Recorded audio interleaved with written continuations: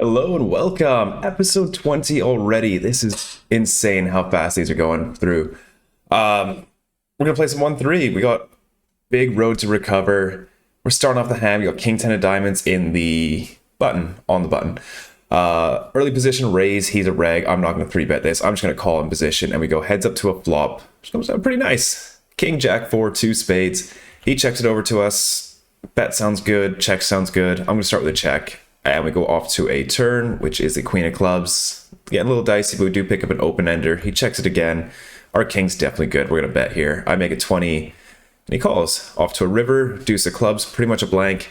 Checks it over to us again. We're definitely going to go for some value here. We could size up a bit. I make it 45. And in this next hand, we're facing two limps, and we have ace jack off on the button. We're going to raise this up. We make it $20. A small blind comes along, as does the hijack. So we are 3 ways to a beautiful flop. Jack 4-2 rainbow checks to me, gonna bet, doesn't have to be too big. They can't really have too much here. I want some light float, so I make it 20. Small blind calls and hijack gets out the way. So off to a turn, which is the Queen of Clubs. Not my favorite card. And now our opponent leads for $25. And honestly, I think I can just fold this here. Like against this player who's leading on this, we're just never good, but it seems insane to fold. So I call.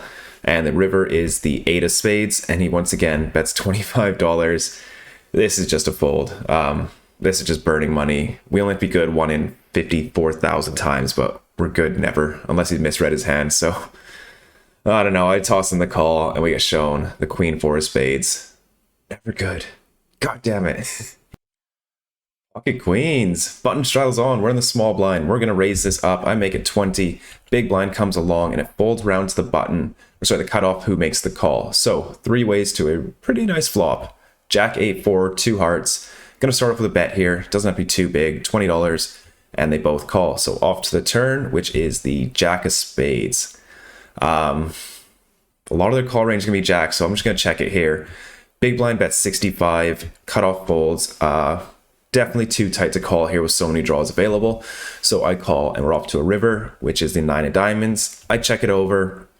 And he goes pretty much all in, 122, leaves himself.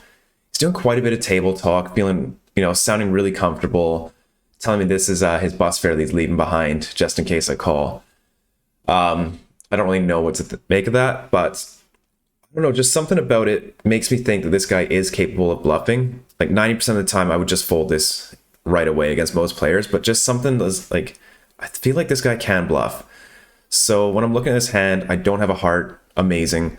Pocket queens is probably one of the best call downs I can make. It blocks the straights. It blocks queen jack. And it's an overpair. So I think that this is one of our better call downs. So I do go ahead and toss it in. As soon as I do, he announces I'm good. So I just table my hand. Don't know what he has, but pretty happy to take that one down. Okay, we've got Queen Jack is suited in the small blind. We've got about a mid position raise to 15. Could 3-bet, could call. I just decide to call this time, and big blind gets out the way. So heads up to a flop of 6-5-4, 1 spade. I check it over, and he starts off with a half pot bet of 17. This is just a big blind smashing range. So I'm going to raise this up here, and I'm going to do so pretty wide. I make it 50, and he makes the call. So off to the turn, which is the 3 of spades. Perfect card. It's like I picked it out of the deck myself. We pick up a flush draw. Any 7 is now a straight. If I did have value, I'd want to get stacks in. So we're looking about like a 3 or 4 SPR or something. So I think it's like a pot or just over pot size bet on the turn and river to get all in. So I'm going to start off with 130. I was thinking for quite a while, but luckily decides to let it go. Pretty happy to take that one down against what was most likely an overpair. If you like seeing me make overpairs fold backdoor draws, you're going to love this hand. We got 8-6 of hearts in the big blind. Under the gun has raised, and there's 4 callers, so we are going 6 ways to a flop. I just make the call. I'm not squeezing this hand. Not against this guy. And we go to a flop of 7-7 deuce, 1 heart. I check it over, and the under the gun player bets $40. Everyone folds, and now it's on me. We can't call here, but the flop is 6 ways. This man has an overpair, and I'm pretty sure he has a fold button. So we're going to go ahead and make it 120.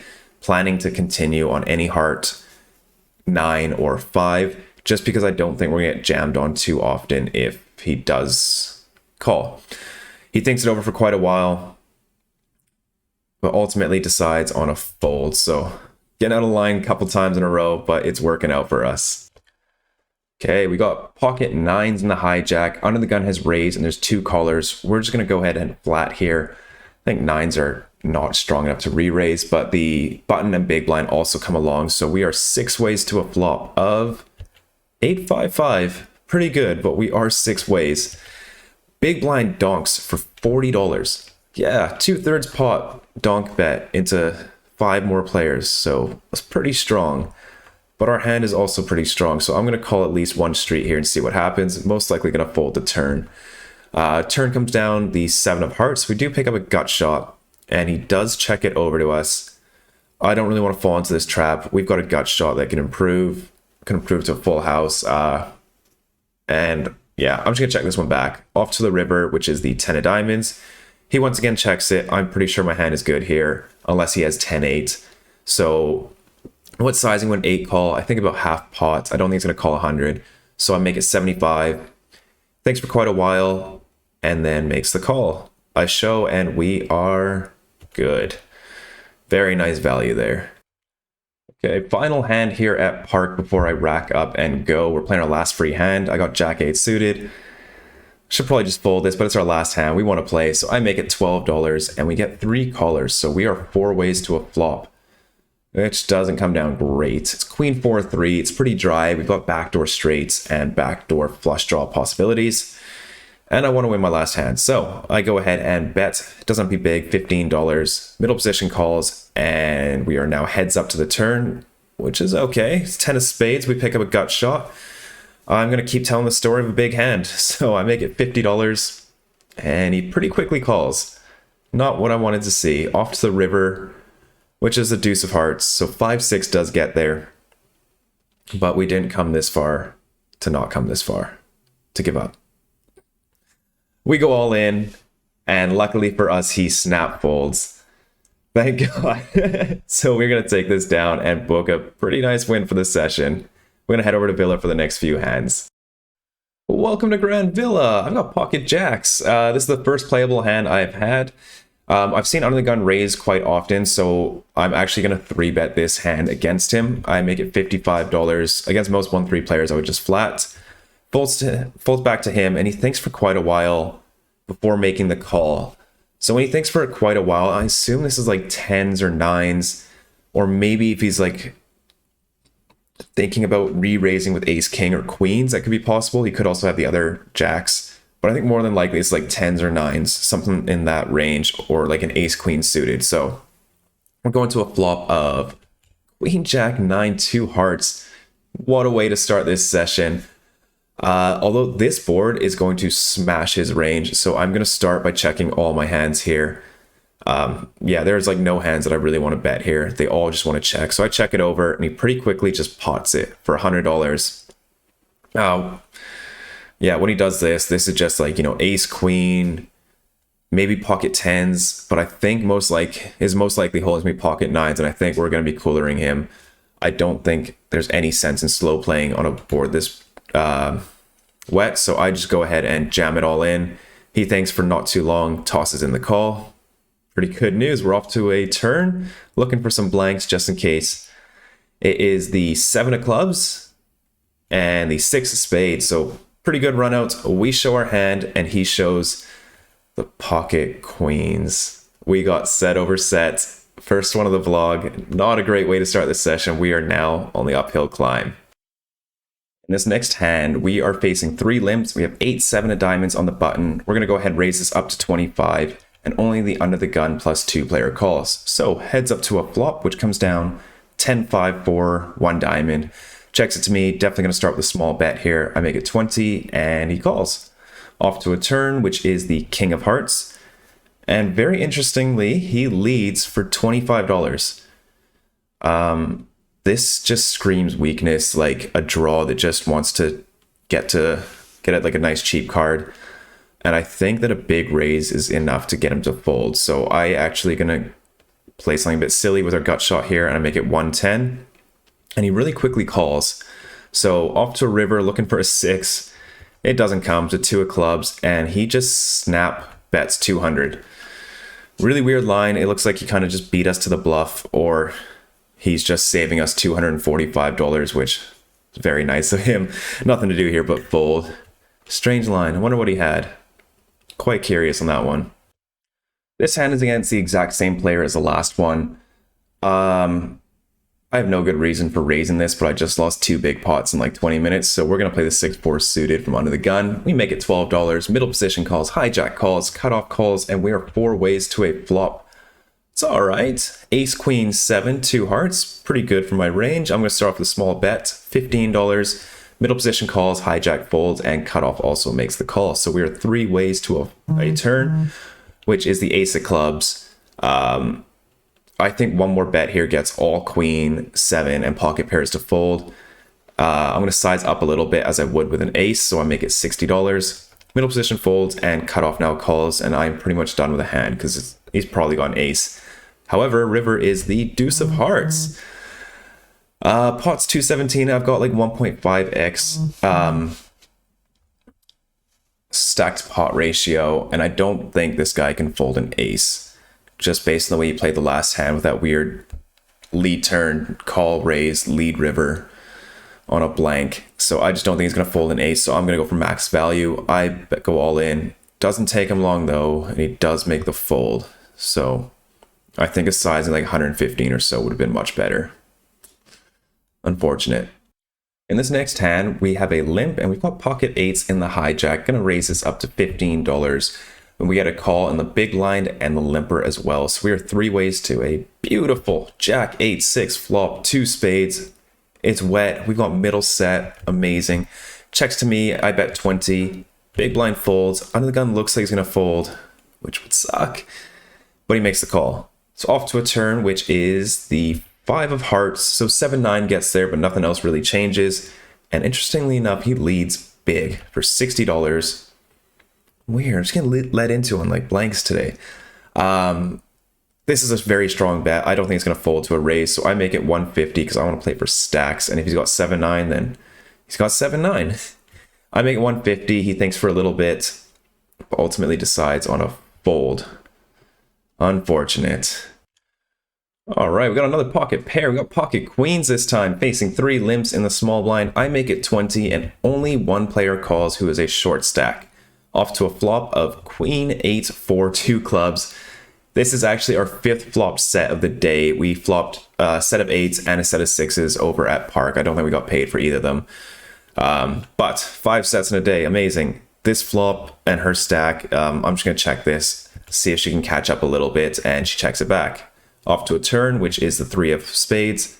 Gonna start betting here. I make it 25, and she thinks for a bit and then calls. Off to a river, which is another 3. Amazing. We've got a full house now. We're going to go for max value. I jam all in. She doesn't think for too long and then tosses in the call. And she shows a 3. The poor lady just went back to her trips. Oh, brutal. Under the gun has limped. We have 5-4 of hearts in the low jack. Probably a bit too loose, but that's how I play. I make it 15. Hijack calls, button calls, big blind. Well, folds. Under the gun is the one that calls, sorry. So we are 4 ways to a flop of king 3-3. Pretty good flop. We do have a heart, so I'm going to start off with a bet here. Even though it's into 4 players, it's still a very dry flop. I bet 20, and only the under the gun plus 2 player calls. So off to a beautiful 6 of spades turn. He checks it to me, and now I ask him how much he has behind. He's sort of riffling his chips. I can't really see. He's got about 300 behind, so 3 SPR. I think that's like 80% on the turn and river to get all in. So I bet 80 and he jams. And this is why I hate betting open-enders and flush draws when it's about 3 SPR, because you get jammed on and I have to fold, and that's like a huge disaster, which is why I kind of like betting something like 5-7 here. It's just a gut shot, so we get jammed on. Who cares? We have to fold. So I do make the fold, and then he tells me the only reason he went all in was because I asked how much he had behind. I will never understand that. In this next hand, we're facing 5 limps, and I have ace-7 of diamonds in the big blind. Gonna raise this up. I make it 27, and only the under the gun player calls. So heads up to a ridiculous 7-7-4 rainbow flop. I'm just gonna check this over and see if he can catch up a little bit. Turn is the queen of hearts. Gonna start betting here. I make it 25, and he calls. So off to a river, which is the 10 of spades. Just gonna jam for value here. Hope he caught a queen. I go all in. He's thinking for quite a while, just thinking it over, and then tosses in the call and shows the ace-10. Once again, the river catches them up and gets me paid. Beautiful. Love it. In this final hand, the button straddle is live. Big blind has completed, and we're mid position with pocket 10s. We're going to raise this up to 25. Low jack calls, and big blind calls as well. So 3 ways to a flop. Queen jack 4, all hearts. Checks to me. This is definitely a check back. And now low jack goes all in for 80. Big blind folds, and now it's on us. In a previous hand, this is actually the guy that we just stacked last hand. It's his first day back in a casino in years, and he's like down like 4 buy-ins already. I feel quite bad for him, but he's having a good time.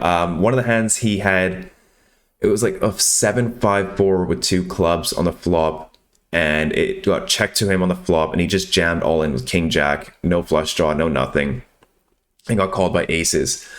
So I don't think he's going to be quite strong. Doesn't have to necessarily just have to be strong here. We have a flush draw and a pair.